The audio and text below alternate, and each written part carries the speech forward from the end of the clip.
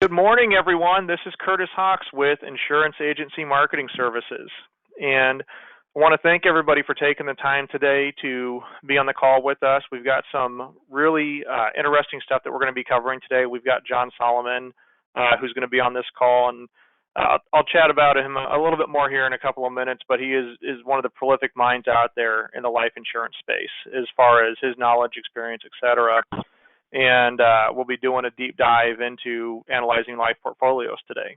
So before we get into that, I did want to chat a little bit about some of the things that IAMS has available. I know we've got some of our writing producers on the call today. I know we've also got some advisors that maybe aren't working with IAMS yet, but in addition to making sure that we're providing good service, marketing, all of those types of things, we also want to make sure that we're bringing good speakers out there out to you guys as well that can share knowledge and talk about best practices and how to continue to grow your practice. But I've got our new producer builders up here on the screen. This is a great program if you're a new advisor to us.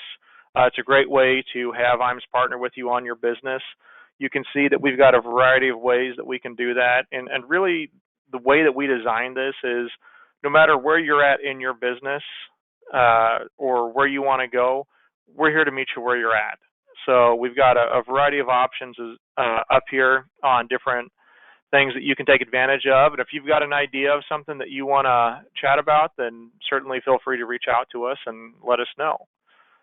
Secondly, we've got our IAMS business builders, and these are honestly some of the biggest checks that we cut out, but we've got a referred producer program. So not only do you get cash when you refer an agent to us who gets contracted, but then, and I think this is a big differentiator, on an ongoing basis as they're writing business with us, we'll take care of everything, we'll provide service, we'll help them out, but you'll get checks on a quarterly basis, and those can add up to be pretty significant. In addition to that, we've got our marketing reimbursement, both for life insurance as well as annuity. And so this is a great opportunity to double the size of your marketing budget and have us invest our money into your business to help it grow. In addition to that, service has been a cornerstone of IAMS for 34 years. What I would tell you is, and everybody talks about good service and having a good back office, but I would encourage you, if you haven't currently tried our service out, give us a shot. Flip a couple of cases over here, you'll definitely notice a difference.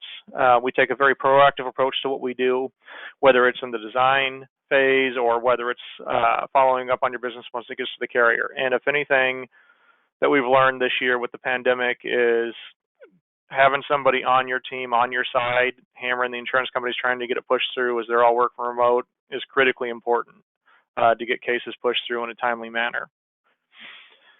Last, I wanted to talk about our creative marketing solutions.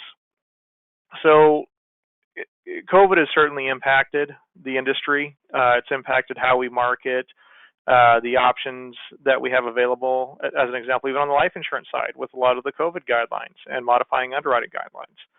But specifically when it goes to marketing, one of the things that we found is that you've got to take a more customized approach, that some of the things that were working pre-COVID either aren't working now or you've got to modify them to work in a post-COVID environment. So I would encourage all of you, if you're having some challenges from a marketing standpoint, one of the things that we offer is a custom marketing analysis.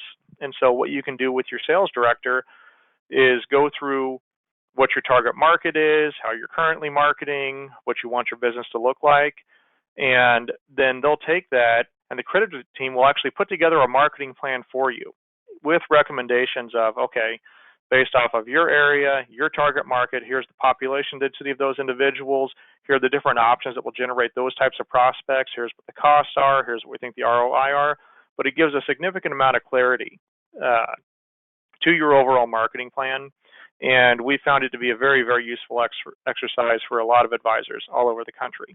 So with that, we've got John Salomon on the call with us today. He's the owner, founder of Optima Financial and Insurance Services. And as I mentioned, he's one of the most knowledgeable gentlemen you'll find out there in the industry, in the life insurance space. In addition to that, he has a significant amount of experience in all types of advanced markets, down to your bread and butter types of cases and everything in between. He works with a number of the insurance companies out there that we utilize. In fact, he's on a number of advisory boards out there as well. So with that being said, I'm going to go ahead and hand it over to him. Let me get it switched over here. And John, we really appreciate having you on the call with us today. Thank you, Curtis. Let me see, show my screen. You see me? Yep. Boom. How's that look? There you go. Okay. Well, welcome everybody, and thank you for that very kind intro, Curtis. And I want to just give a little disclosure, COVID disclosure. I'm up here in Tahoe sheltering. I live 11 miles north of Golden Gate Bridge, and the skies are dark. My cars are covered with ash down there. So we came up to Tahoe, and we're in the middle of a remodel. We're getting Amazon coming. There's a dog and a family. So if you hear something in the background, it's just it's all part of the COVID process. So I apologize for that. So you never know what's going to happen nowadays, right? It's kind of a badge of honor versus something to be ashamed of when you hear the dog barking nowadays, it seems like. Anyway, enough about that. Thank you for everybody for showing up. And what I want to do today is just give you guys just a tidbit, if you will, on understanding all the different types of life insurance. I can't take my 32 years of experience here and put a flash drive in my ear and stick it in your ear and make you guys experts on it. But what I want to do is make you comfortable enough to ask for the opportunity to analyze someone's portfolio out there, right? If you can just get comfortable with that, there's significant opportunity, specifically for some of you guys that have been doing, guys and gals, that have been doing the annuity business. And there's just a big opportunity out here. So I want to go over that with you. And let's start with this. It doesn't matter what you're selling currently. I don't care if it's vacuums, if it's life insurance, if it's annuity, if it's disability, long-term care, AUM, whatever it is. I just want to make you guys comfortable. And one of the greatest ways to start is by thinking of an elevator speech or just some kind of a line that you can use. And bear with me, I know these are corny. And I'm going to give you 3 different ones just so that you guys can kind of come up with your own comfort zone, if you will. An elevator speech that I always like to talk about for myself is I always just tell people that, I'm an expert on life insurance and I really understand the inner workings and hidden mechanisms of these products. And then for you, it could be something as simple as, hey, I'm a financial advisor that specializes in fixing broken insurance portfolios. What does that mean? What's a broken portfolio? What's a good door opener? It'll let you jump right into it, right?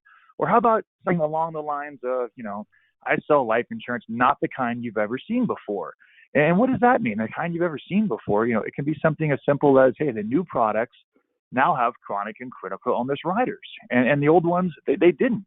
And something that really happened was, back in January 1st of 2009, I'll get to that in a minute, but that's a big, big deal, a big, big day. And if you don't take anything away from this next 35 minutes of listening to me, hopefully that one day will just stick in your mind because it's a really important date. Before I get to that, let me get to this last little elevator speech, if you will, because I love this one. I protect my clients from Wall Street, Washington, D.C., and the medical industry. What does that mean? Well, look, I protect, Wall Street, we're not going to lose any money. D.C., we're not going to worry about taxes. And we can utilize long-term care, chronic and critical illness riders. And I say long-term care with emphasis. I'm going to get into that. I want to make sure we really understand the difference between long-term care and chronic and critical illness riders, and I'll get to that. And specifically working in the market where I'm never sure if I'm talking to an annuity producer or a life producer or a hybrid where you're doing a little bit of both. I hear from a lot of annuity producers, look, I like to write an annuity. My worst case scenario is I'm waiting for the other company to roll the money over, right? I don't want to do the underwriting. But so much has changed in our industry, and it's even changed dramatically in the last few months because of this whole COVID situation and carriers and accelerated underwriting. So, many of you shied away from it because you didn't want to wait 21, 30, 45 days to get something done. But years ago when LexisNexis and TransUnion and all these other opportunities came into the underwriting world, it changed it. It made it so much better for people that are, relatively healthy to get underwritten quickly. I mean, really quickly. It's not just a prescription database in the DMV and going to get blood and urine anymore. They literally have, tens of thousands of data points on all of us they can use to come up with underwriting. And a little tangent here, it's amazing that some of the insurance companies are realizing that the old school blood and urine, get the medical records, wasn't as accurate as these new data points, and they're actually able to lower their costs of these policies because they're getting better underwriting, more accurate underwriting. Again, I mentioned this January 1st, 2009. Let me just chat about that. That's the day that we switched from the 1980 to the 2000 CSO table. And I'll show you a graph in about 15, 20 slides that will really show you what I mean by the COIs went down 30%. No one locks in their cost of insurance. And I'll mention that a few times during this presentation. But to me, it's really important for us to all understand that as you get older, cost of insurance go up. And no policies, specifically whole life, do not lock in your age for cost of insurance. And so January 1st, 2009, when that thing changed, we had a significant reduction. And keep in mind that this year, we switched to the 2017 table. So they went down again, specifically for the guaranteed type products and for term. So we'll get into that a little bit more. And then this last little thing, number 6, the contingent beneficiary referral. This thing changed my life when I was in the field. I've shared this with hundreds and hundreds of agents. And I want you to think about this. Each one of you on the phone call right now, and think about your life insurance policy, your annuity, your AUM accounts, whatever it is you have. Think about who your beneficiary is. And then if something happened to your beneficiary, who's that contingent beneficiary? And when we're filling out life insurance policies, when we're doing annuities, do we all ignore or do we ask for that contingent beneficiary? Even if you know they have a trust and it's all set up in trust, it's great to have that conversation because, who's the contingent beneficiary in the trust going to be? And what I'm getting to is this. It's probably your brother. It's probably your sister. It's your best friend. It's someone that you know, love, and trust. And if you respected Curtis Hawks enough, if you respected John Salomon enough, you could get us an appointment with them, right? The contingent beneficiary is a fantastic opportunity for us to get referrals. I know it works. I've been teaching this for years and years and years. Advisors use it, and it absolutely works for them. And so let's get back to what I want to chat about today is more specifically, show you guys what you need to know to analyze these portfolios. And I love to do this in front of you because I want to ask you this question. How many of you have sold life insurance? I can't I can't see your hands. But then I like to ask this question. How many of you have actually read the entire 30, 40, in some pages, some situations, 50-page illustration? How many of you have read the entire life or annuity policy? And how many of you have read the agent guides that go that are specifically for us as advisors to understand these products? And usually when I get 40 or 50 people in a room and I ask those 3 questions, maybe 1 or 2 hands are up there. So I'm going to assume most of you haven't read all 3 of those, which makes me happy because that keeps me in business. Most of the information I'm going to share with you are in one of those 3 spots. And then the last thing here, do you or can you run your own quotes? Now, look, you're with a fantastic organization here in IAMS, and they take pride, as Curtis mentioned, on their service and what they do. They don't even want you to go onto their website and running the turbulence. They want to do this for you. But my thing is, can you run your own quotes? What if you're with an advisor, with one of your clients at 6:30, 7 o'clock in the evening? What if you're meeting someone at a Starbucks and you can't get cell coverage, and you need to pull up your laptop and be able to run a quote just to help analyze the presentation a little deeper and show them some changes. I'm not saying, do you, but can you run them? It's just a great idea to have the ability to run your own quotes. Now let's get into the meat of this. There's really 4 types of insurance. Everything that we sell on the life insurance side comes into one of these 4 categories. The term, the ULs, the variables, which is technically a UL, and the whole life. And what I want to do is give you an understanding of what I like to call the inner workings and sometimes, I hate to say this, but they're hidden mechanisms, especially in today's market, right? What happened because of AG39 really changed the game. I think Curtis and I will both talk a little bit when I'm done here about the presentation I'm going to do next week for you, where I'm really going to dive into the inner workings and hidden mechanisms of index life, how they work, how they don't work, and how these companies are pricing these and how they're trying to be competitive, playing with all the rules that were laid down by AG49. And for those of you that don't know, November 26th, we're going to see a significant change in our UL. And I mean significant. We're going to see distributions go down by as much as 25%, but keep in mind, it is only on an illustration. It has absolutely nothing to do with reality and the actual policy and performance for the client, just what we can and cannot show. Much more on that to come. Let's roll on to to term insurance.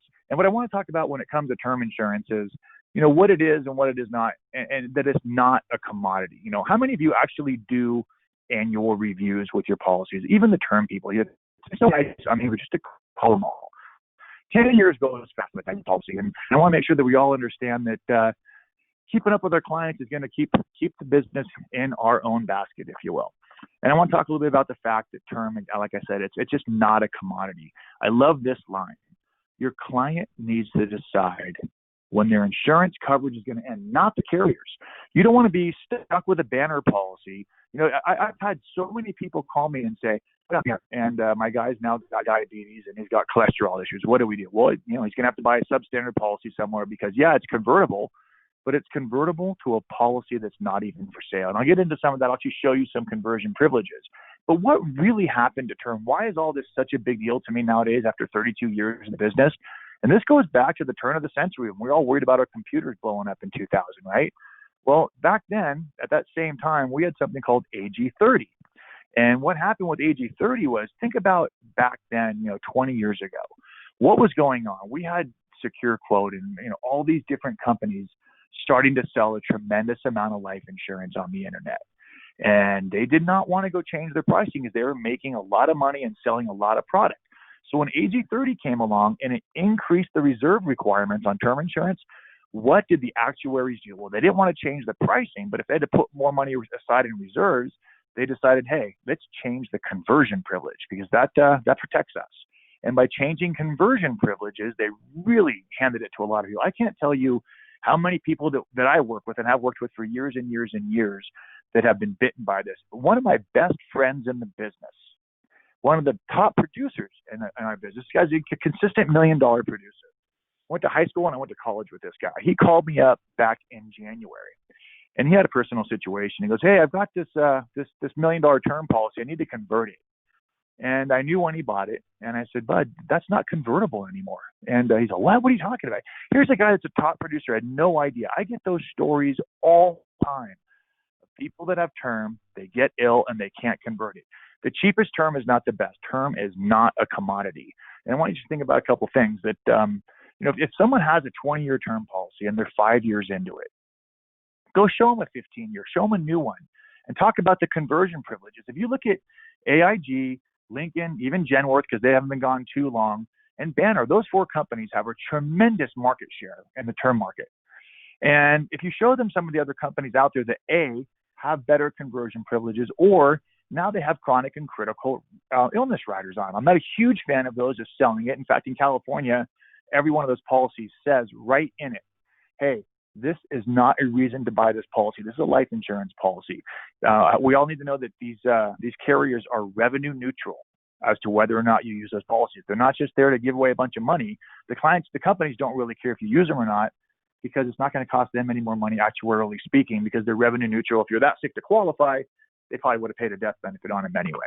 I'm getting off track. I'm king of tangents here. But I want you to think about this. Again, if it's a 20-year policy and it's been in force for 5 years, talk about a 15-year policy and change the game. Talk about conversion. Talk about chronic and critical illness. Also talk about using universal life policies, be it an index life policy that doesn't have specific mortality expense fees in it, or a regular universal life to compete with term insurance in the long run. I'll show you just a perfect example of that in a minute. But level term policies, what happens at the end? I've been doing this long enough to know that, hey, 10 years goes by super quick. 20 years goes by super quick. And I've never met anybody that wants to get rid of their policy when they come to the end of their term insurance policy, right? And I bet you guys haven't either. And then the riders, let's talk about some of the riders in the policy in 2 slides. But I want to show you a really interesting tidbit that came up. This is an older study, but what really sticks out for me is the last line here. But I want to go over this with you. Penn State did a study, and it was at 20,000 term policies, just the 10 to the 20 and the 30-year terms. And 90% of every policy they looked at had been terminated or converted. There was no time frame on that. But 45% of all the policies were terminated or converted in the first year.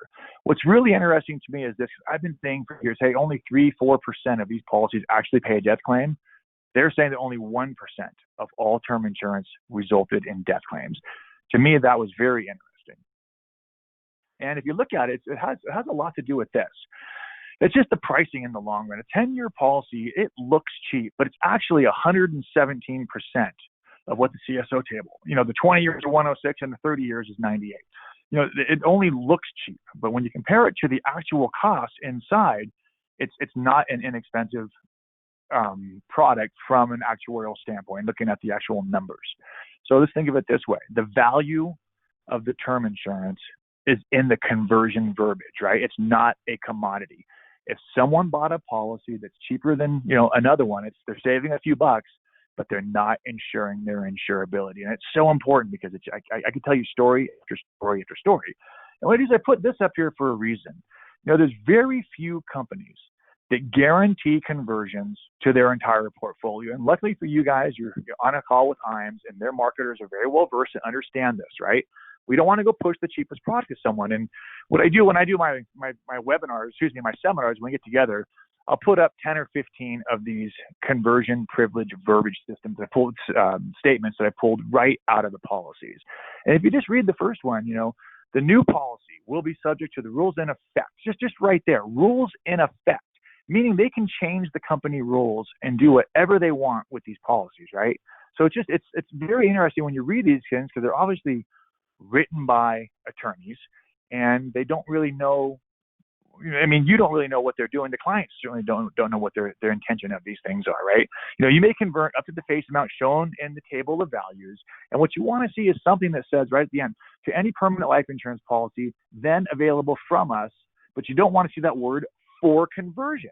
If you took away those two words at the very end of number 3, for conversion, to any individual permanent life insurance policy then available from us. See, that means we could go to any policy. But one of the most popular companies out there that we sell a tremendous amount of added 2 little words to their conversion statement. And it was the words for conversion. All they have to do is say these policies are not available, quote, for conversion. You need to read those. You need to understand those. I don't want to go off on this too long because it does get technical, but I just wanted to share a couple of those with you so you can understand what it is I'm talking about. Again, I do have 14 or 15 of these that I pulled right out of the policies, just to make sure you understand what the value of term is. It's certainly not in the pricing of the death benefits. It's much more than that. And I'll say this, I see marketing materials, emails all the time from IMOs that talk about conversion privileges with carriers. The marketing brochures are not the answer. They don't give you all the answers. They give you legalese. To me, you got to read the policy and you got to call the actuarial department. You call the marketing, or you guys are blessed. Just call IAMS. They understand this stuff. They can explain it to you, right? And I don't want to go off on too much of a tangent of this, but to me, it is so important because my best friend. I can't tell you. I had my first giant sale in the business when I first started back in '88. I led MetLife in the number of $1 million term policies sold in the country. And it was because I lived in Marin County, very, very wealthy area. And it just blew me away how many people would buy this based upon the numbers and then buy the cheaper policy that wasn't even convertible back then. Enough about that. Let's talk about the term versus permanent, because I want to say this, that when you buy a 20-year term policy, it takes the whole mortality curve. Instead of starting left and going up to the right, it just flattens it out, right? The both products are going to rely on the same mortality amount, term and permanent insurance. We all use the same CSO table. The price of dying in any given year is the same with any situation. But think about this. Both permanent policies and term require excess premium in the early years. But a term product, if you have a 20-year term, you're obviously overpaying in the first years, and that money is absorbed by the carrier. If you take that money and you pay a little bit more, and you design a universal life policy so that the additional money, instead of being held by the carriers to offset future cost of the term product, and you take that same dollars, you can keep it in the cash value in the policy, right? In the universal life chassis, the extra, if you will, in the early years goes into a savings account that grows tax deferred. Again, you can use some IUL policies to do this. But term, think of it this way. Term, to me, really takes the risk and pushes it down the road, right? Term insurance covers less of the mortality curve because it moves all the major mortality to an unknown risk in the future, right? The renewal risk. The chances of you dying in those first 20 years are very slim, like Penn State said, less than 1% or about 1%. And you just have to keep this stuff in mind. That to me, the best answer to what I'm giving to you guys here is, hey, it makes a lot of sense in many situations to sell some term and some permanent. I can't tell you how many advisors I don't sell term. Well, then you're not talking about the death benefit enough, and you're probably not protecting the family because you're probably an AUM guy, you're probably an accumulation person, you're an annuity advisor, and you're just selling the cash side. But we're missing it. There's definitely two sides, and there's definitely two sides of indexed life. We'll talk about that next week, but there's definitely death benefit and accumulation products out there. And again, I asked this question a little earlier. Does anybody want to drop this at the end? Now, this is pretty interesting to me. This is just a male 45. I just told the software, hey, I want to have $10,000 at age 100. And sure, it's a lot, $250 a month. It's $253, $245 a month till age 100 gets you $10,000, right? But just think about the time value of money and what happens when you add just a little bit to this, right? Add $30 a month to this thing, and look what happens. You double endow this thing at age 100. The whole point of these two slides is to say, look, show universal life at the minimum guaranteed rate. A lot of them guaranteed 3.5% or 4%. And if you understand what has to happen for these companies to increase the cost of insurance on a current portfolio, you'll understand that it's not guaranteed, but it's pretty darn close. So why not show somebody zero cash value in year 35, and just show them, look, here's what happens if you take a 30-year term premium, and let's say it's $1,000 a year. There's $30,000. Take that $30,000, put it into a policy over 20 years. So if paying more than $1,000 a year, but just show them what happens when you do that. All your money comes back. We don't need return of premium in these policies. The old term policy, we used to sell quite a bit of those, but we can take that and say, look, here's an opportunity for you to build some cash. You can keep this thing going for a lot longer by overpaying a little bit and putting it into a tax-deferred savings program. And I just like to share that with people. Let's talk about the chronic illness riders. And to me, they are the most exaggerated and oversold items that we deal with in the insurance industry. I know there's lots and lots of companies out there that are, lots of law firms that are looking into this, because I can't tell you how many times a month I get on the phone with an advisor and their client just to help explain something, just to go over, how index life really works. And they get me on the phone specifically to talk about how whole life works and how it doesn't work. I love getting the Mass Mutual, the Northwestern Mutual agent on the phone with their client and one of you to just talk about their policies, what it can and what it cannot do. And I can't tell you how many times where the guy working with me will talk about, hey, yeah, this policy has long-term care. And it's a product that I know specifically has chronic illness riders. And to me, it's a big deal because there's lots of people mis-selling chronic illness riders. And I think the big difference is just looking at 101G versus 7702. If it's 7702, it can be true long-term care. 101G cannot be solicited as long-term care. That's why I mentioned earlier that, California has specifically written in their policies that these things cannot be sold, as a reason to buy the policy. They're usually indemnity. They're typically 1 year of disablement, and the discount factors are used. And what I want to make sure everybody understands is when carriers create a product, there's something called the Interstate Compact. And this is probably getting a little off track, but they can go out and grab about 40 different states and say, look, I'm going to the Interstate Compact. I've registered my product this way. 40 states, done. But when you go do it that way, it's got to be bundled in a way that it's very similar. And that's where this thing came to a 1 year disablement. I might have said disbursement a minute ago, sorry. The typical 1 year disablement is involved with the Interstate Compact. And what it used to say was permanently unable. So when it was that, man, these things were really difficult to make a claim upon. So I guess the whole point of this slide is just to make sure that you guys understand that there's a huge difference between chronic illness riders and long-term care. And we could do a whole webinar on these, but for that, I just want to call your attention to these. Now, the second type of insurance out there after term is GUL. And I can spend hours going over GUL, what it is and what it isn't. And I want you to think of it as it's not the old Ronco, the set it and forget it oven, right? I want to make sure that we understand what happened to these things over the years. What's really interesting to me is that Nationwide did this study, and they looked at 8,100 policies. And of those 8,100 policies, 31% of those policies were not guaranteed to age 100 anymore, right? Think about that. So there's 8,100 of them. 2,400 were no longer guaranteed to age 100. And because those 2,400, 50% of those are because of early payment. Think about that. You bought a policy in October of 2019, and you're sitting in your office and the mail comes and you get a bill and it's for next month. You have the checkbook right in front of you. You write the check and you send it in. It's not a month early. It's 11 months late the way these policies are designed. And what really happened to a lot of these companies is they had the guaranteed premium.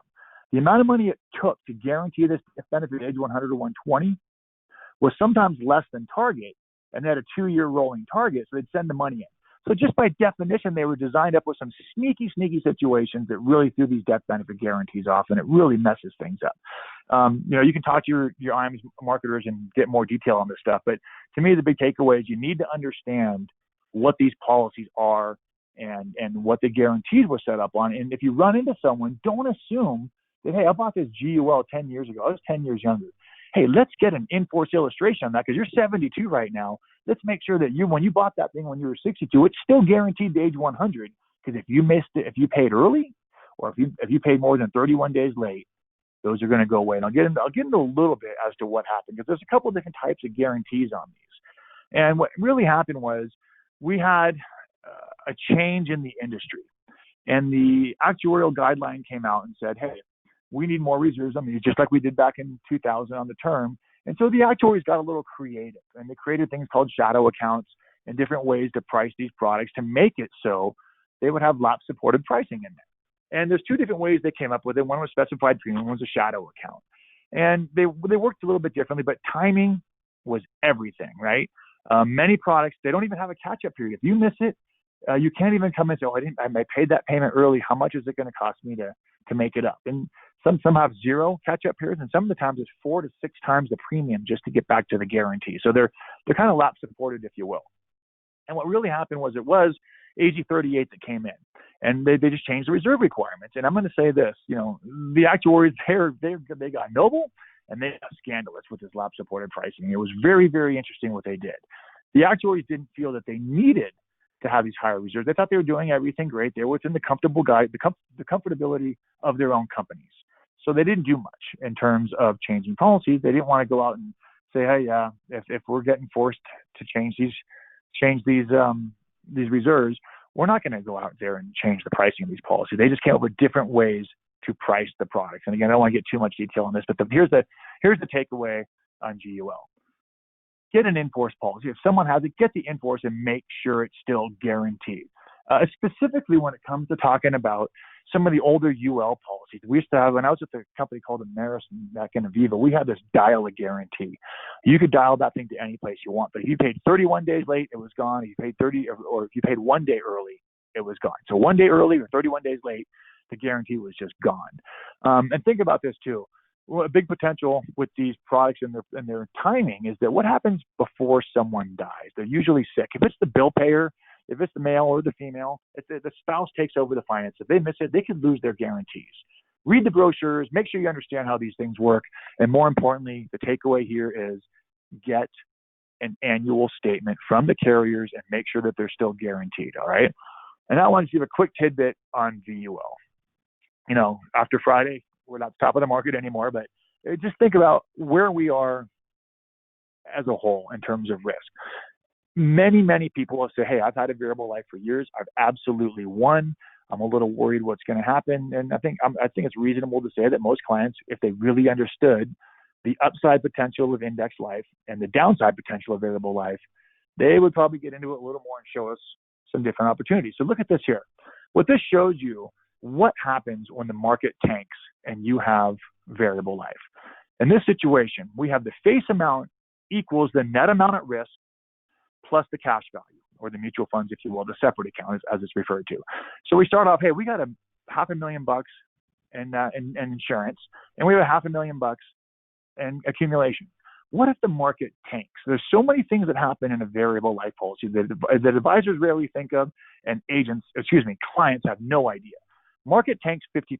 What happens? All those mutual funds just went down by 50%. Your amount of insurance went up by 50%, went from 500 to 750 to get your million, okay? So you had to sell twice as many shares as you did earlier to buy 50% more insurance.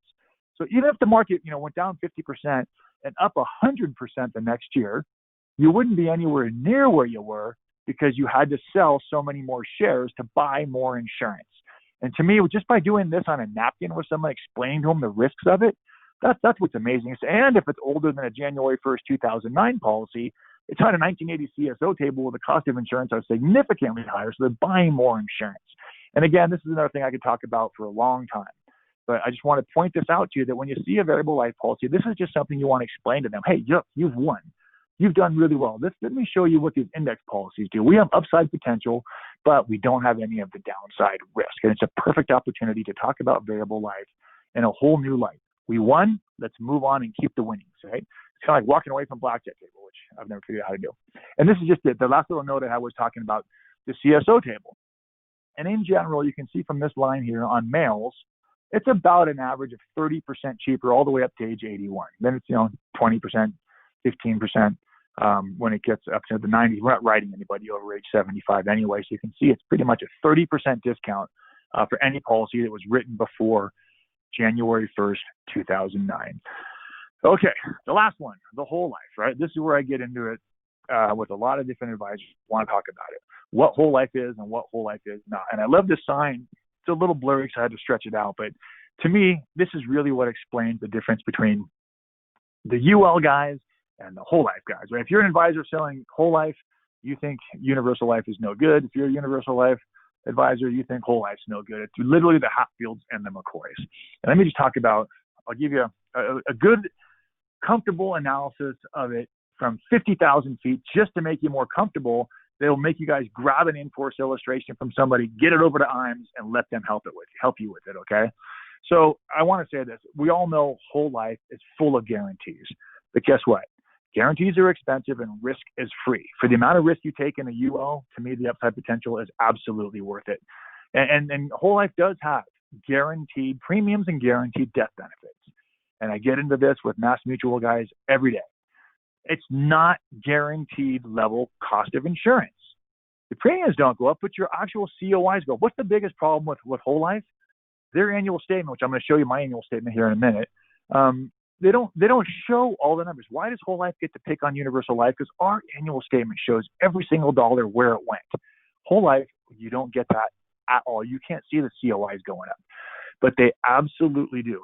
We've all seen the graphs where they'll make it the X and the Y chassis, and then they'll just draw a straight line right across and say, look, here's the cost. We're locking in our level COIs because you're going to buy this thing today and lock in your age.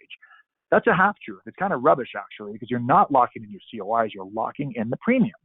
And level premiums, that does make sense for the guaranteed portion of the product. But we do have other moving parts inside of whole life, which we'll get to in a minute, which are not guaranteed. And the big takeaway to me is understanding that you do not lock in COIs. I'll say this right now so I don't forget it. I'm sure I have it in the slide. But to me, there's two things that are just grossly exaggerated with whole life. The fact that you lock in your COIs and the fact that dividends are a rate of return. And neither one of those are true.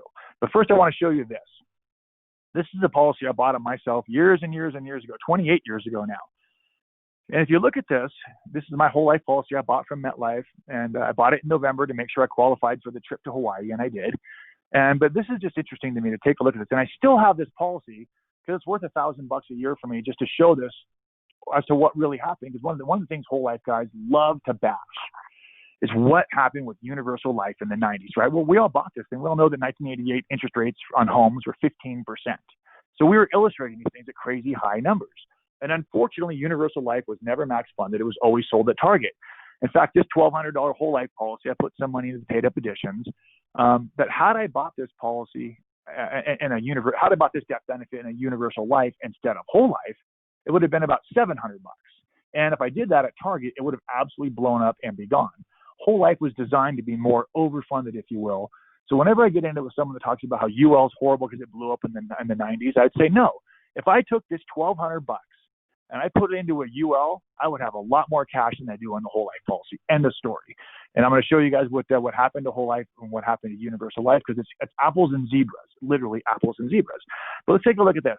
My cash value is supposed to be $106,000, and my death benefit, is over $200,000. And let's take a look at where I am right now, because my cash value is $46,000 and my death benefit's $135,000. The death benefit's half of what it's supposed to be, and the cash value is significantly lower, right? And again, it didn't necessarily blow up. The $46,000 here, look at my guaranteed is $40,000. So I'm a little higher than the guaranteed, and I'm significantly lower than the $106,000. Okay, so to me, whole life blew up as well. It was just overfunded, so it seemed to work better than the universal life policies. Again, if I bought a UL back then and bought a $100,000 policy and put $1,200 into it, I would have more than $40,000 now. So I don't buy into the whole thing that ULs blew up. I buy into the fact that nobody back then max funded them. They all were sold at target. Nobody understood how these things really worked. We were, 7, 8 years into universal life as an animal, making sure how we used it was not on anybody's radar, specifically MetLife. We were pushing whole life at the time. So let's talk about the 3 moving parts of whole life and how it works, okay? There's a base policy, and that's just the guaranteed cash values with non-guaranteed dividends, right? And there's 2 other moving parts. The paid-up additions rider, which is the place to stick cash, is the caboose of the train, if you will, and term rider. The term rider is a way, obviously, to buy additional death benefit, but it's also a way to crank up the death benefit to allow you to plug more cash into it. And the takeaway for me is making sure that people understand that these policies can be sold as an all-base product to drive up commissions, minimize flexibility, minimize rate of return, or they can be done correctly, kind of like max funding and option B, and I'll get into that in a minute. But first I want to talk about dividends, what they are and what they are not. But dividends are the non-guaranteed side. We hear about these all different ways. What are they? They're not just a rate of return or rate of return of premium for you. They're extremely oversold in my mind. Dividends are absolutely not a rate of return. I hear people say, "Oh, we've had a 6% dividend. We haven't lowered it in 15 years." Great. What is the dividend? If I had $100,000 of cash and a 6% dividend, I do not have $106,000 at the end of the year. That's not what dividends are. My favorite thing is ask that to a whole life rep, and that many, many, many do not understand that dividends are not a rate of return. What they are, they're a complex, proprietary, bundled formula that allows for an allocation of profits. They're not good. They're not bad, right? I'm not here to make any judgment on it. I'm a believer that if you're a 45-year-old and you're putting all your money in your 401k in the fixed account, and you're okay with a 2 to 3% rate of return, you're probably a whole life guy, right? There's absolutely opportunity out there for whole life. I just think that it's oversold. It's done by cults most of the time. And it's sold by people that don't understand it. And when it comes to analyzing the statements, selling the IUL at target for accumulation is just like selling whole life with no paid up additions and no term. It's done and it's wrong. So these guys do it, and are they ill-informed? Are they a little out there? Are they just trying to make more money? I don't know, but they're trained to do it that way sometimes. It just depends who trains you. If you're working for a scrupulous person or someone that really, really loves the fact that they have guarantees and they want to go sell it the right way and sell it 2 or 3% rate of return. I'm not going to get into that, but here I just want to show this. This is a really interesting thing. This is a guy that I worked with years ago. He made this slide. He wrote on it, which is why it looks like a 7-year-old. He was actually pretty sick.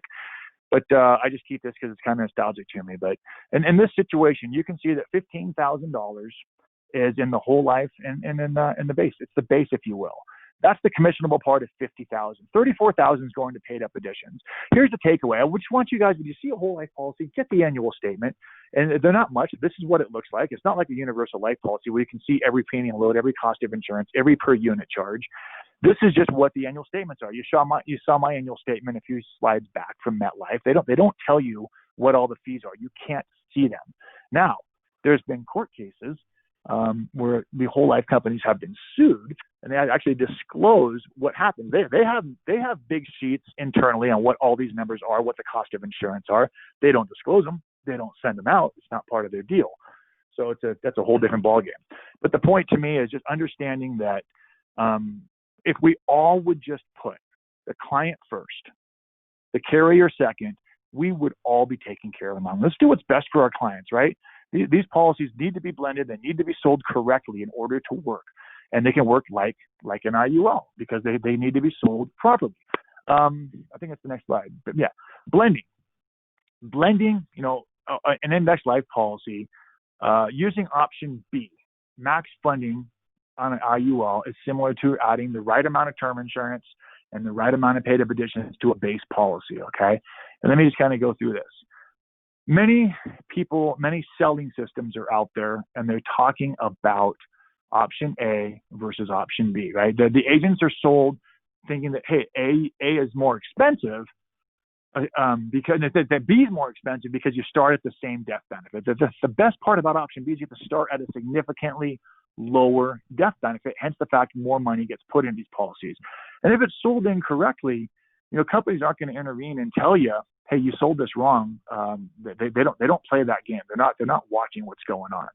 So, but when you fund these things correctly and do it the right way, just think about blending a policy and doing the right thing is very similar between whole life and index life. And I'll show you what I mean with this thing, with this slide. There's lots of companies. We've all ran a WFG, WMA, and some of the things that Art Williams did back in the 90s. They're talking about, hey, option B is horrible for you because the company keeps all the money when you die. It's just not true. It's not more expensive. They don't understand what they're talking about when they do it that way. And I like to just talk about this slide because look, you have a 45-year-old. I know it's a big premium, but it makes the numbers better for me to talk about at the end. $30,000 for 10 years, right? Then we're going to borrow out from age 66 to age 96, pulling out money for 30 years at a 7%. If you do a level death benefit, you start off with $1.4 million, right? And from that, you can pull out your $69,000 and have a commissionable premium of $23,000. Okay, that's what level does. But here's the big takeaway. If you do option B, instead of starting at 1.4 million, we can start at 659,000. That's the big difference between A and B, starting much, much lower. Yeah, we can drop, from 23,000 to the 10,000 in terms of target premium. So you make $13,000 less of commissionable premium. But look, the distribution goes from 70 to 85,000.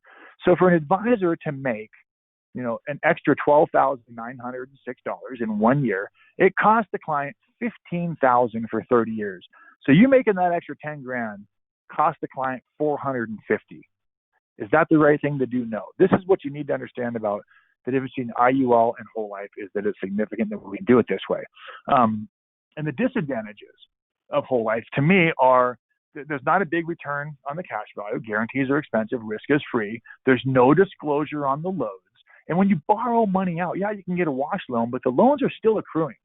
Even though they're getting washed out, they're still accruing on the books for the companies. And I've seen giant 1035s and people that the policy lapsed, even though they had an inexpensive wash loan going, if you will, because it was a wash at the same numbers. It was a free loan, if you will.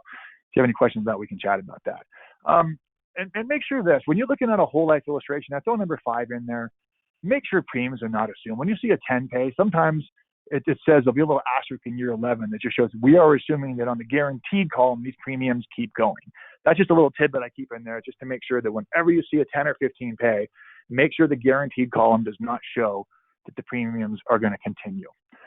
Now, here's my big takeaway on the difference between whole life and universal life. It's the CVAT versus GPT.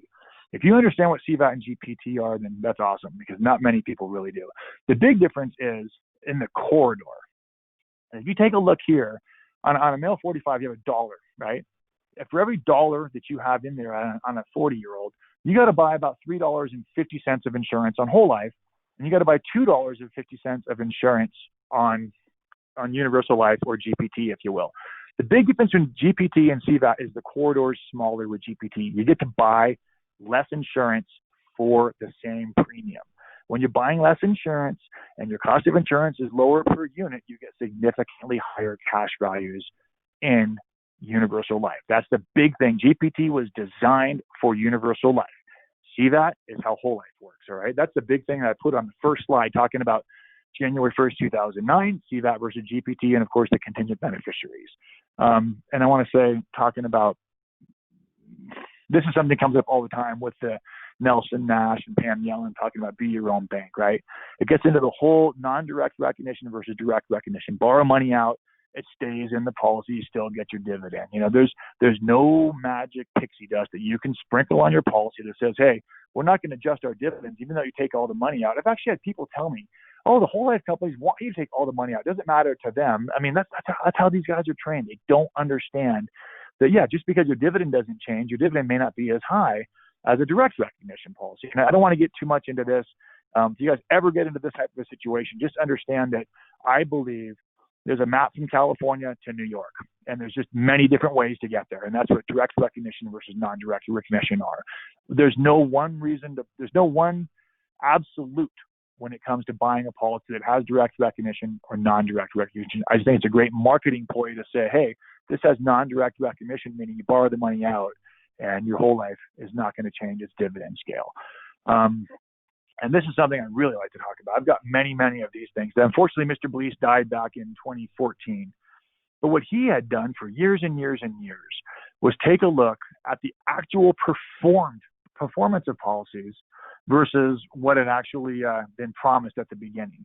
And I like to talk about this because the whole life guys really do pick on what happened when, in the 90s and early 2000s with universal life, quote, being underfunded and illustrated at high interest rates. Had people done annual reviews on those ULs and kept up with them and paid more money in, they wouldn't have blown up like they did. But the other side of that is if you take a look at these policies and we go in and we say, look, here's the illustrated rate of return and here's what the cash values are, right? If we go back on 20 years versus what they had done, what they had been promised and what they actually performed at, it's mind-boggling. Here's the illustrated rate of returns, right? And then you can take a look at what they actually did. That's interesting to me when you go, from 2012 back, and I've got 2010 through 14. Again, he died in 14.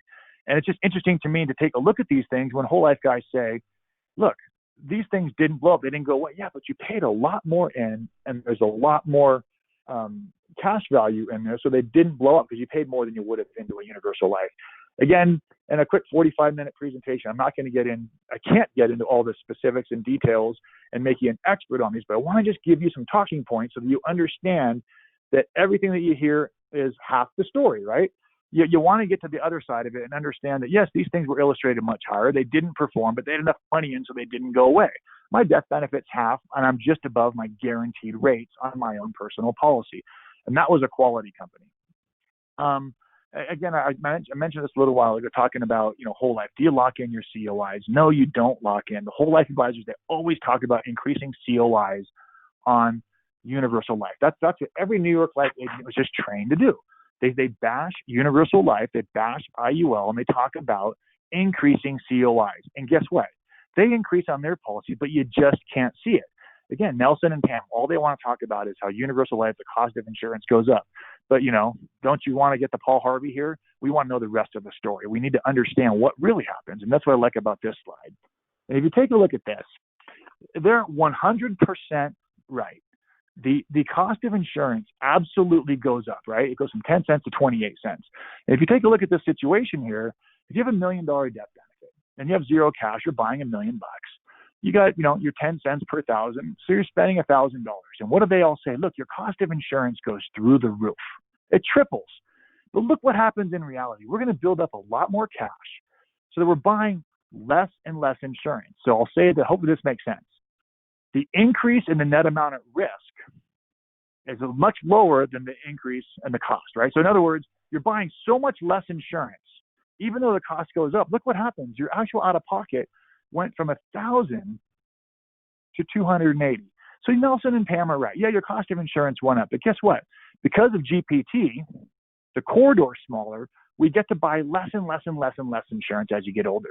So the costs actually go down. So again, it's only half the story. This is why you want to get in-force illustrations on whole life. And if you get an in-force illustration on whole life and we show them what a GUL can do for them, they can go up 40 to 50% in death benefit and keep their premiums the same. These are the best sales. If you're on the annuity market and you're doing, just ask them. You don't have to be an expert. Ask them for their in-force policy on their whole life policy. Get it over to IAMS. Let them run the quotes for you. You'll be blown away what they can do for you. It's just amazing to me what these 1980 CSO policies have done. And this is kind of last slide. It's a little bit of an intro into next week where we're going to get into universal life, index universal life, the inner workings of these things, how they're hedged, how these companies buy options, how the loans work, how the riders work. And I want to say this. I love this line. Index life is awesome for death benefit. It's awesome for chronic and critical illness riders. And it's awesome for tax-deferred, tax-free distributions. But it cannot and will not do all three. So think about it this way.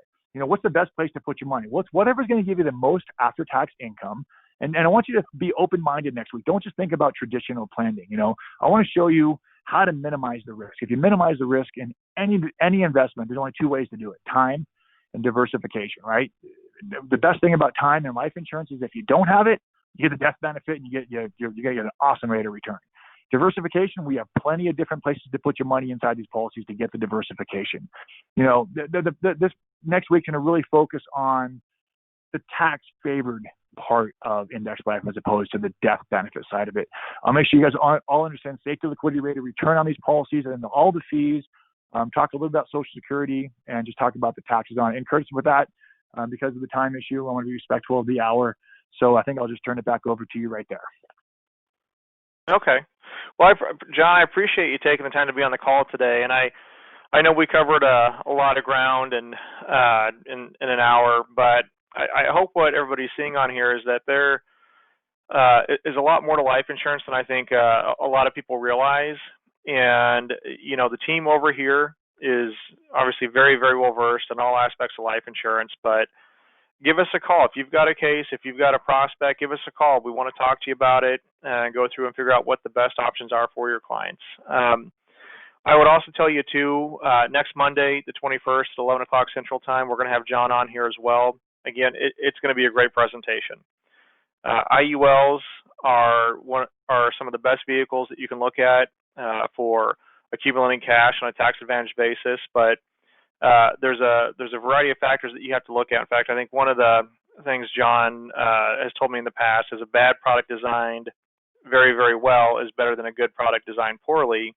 And so part of what we're going to be talking about is how do you design these things? What are the different features and how do you structure things to maximize income for the client? So in any case, I would encourage everybody, give your sales director over here a call. They'll be happy to chat with you about some of what John covered today. And we hope to have everybody on the call next week as well. So John, thank you. And everybody, we appreciate having you on the call today. Thanks, everybody.